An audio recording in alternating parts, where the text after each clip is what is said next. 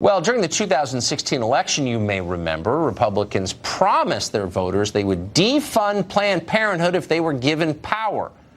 Well, voters gave them power, but the party never delivered. In fact, never really mentioned it again. Whatever happened to that promise? Well, Planned Parenthood is still around and still getting hundreds of millions of taxpayer dollars every year. 2017 was an especially great year for Planned Parenthood by their grotesque measurements.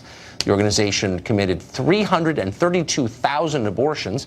That's 11,000 more than the year before. They also took in just under $564 million in tax dollars.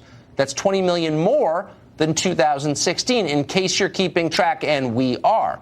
Tammy Bruce is a radio host and president of Independent Women's Voice, and obviously one of our favorite guests. So, Tammy, what I think is interesting about this is not only did the Republicans in Congress not do what they promised to do when they ran, but actually the problem they described got worse. So how did that happen? Yeah, you know, this is what is fascinating to people and why there's been a general revolt, I think, within the Republican Party. They hear promises for years, almost patronizing attitudes, placating the masses on the issues that matter to us. And, you know, it's not even whether or not you're pro-choice or pro-life. This is about the allocation of hundreds of millions of tax dollars. As an example, the L.A. Teachers went on strike because they argue they don't have enough money for enough teachers, for the library, for textbooks, and yet hundreds of millions of dollars in corporate welfare for Planned Parenthood. And I'll give you an example of why it's corporate welfare. In 2015, a revenue over expenses profit, $77 million. In 2016, profit, $98 million. And then in 2017, a whopping $244.8 million profit of revenue over expenses in the same year that you note that we gave them more taxpayer dollars. So this is about the use of our taxpayer money, but also on an issue where there is not agreement in the United States, where abortions are not something that Americans think. I don't think, for me, this is about keeping Americans, keeping government out of our lives, out of our medical care, right? Right. But at the same time, it's the 21st century, and that the power of saying no is the important dynamic here when it comes to making choices about what informs the future of our lives.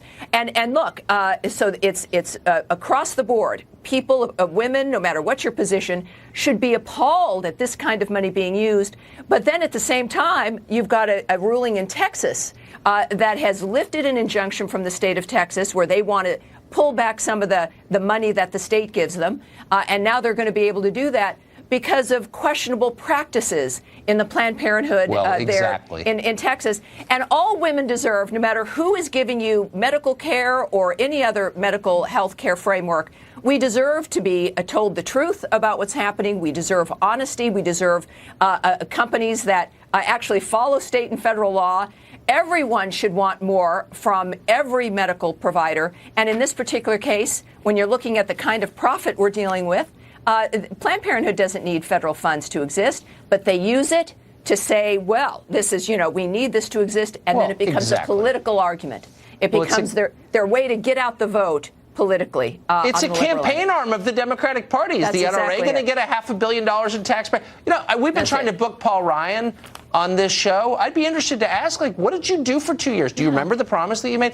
He's busy, I guess. Tammy, thanks so much. It's great to see you. He was busy not repealing or replacing Obamacare. We know that, too. That's true. He had a lot on his plate. Yeah, he was very busy. Pretty good. Thank you, Tucker. Thank you, Tammy.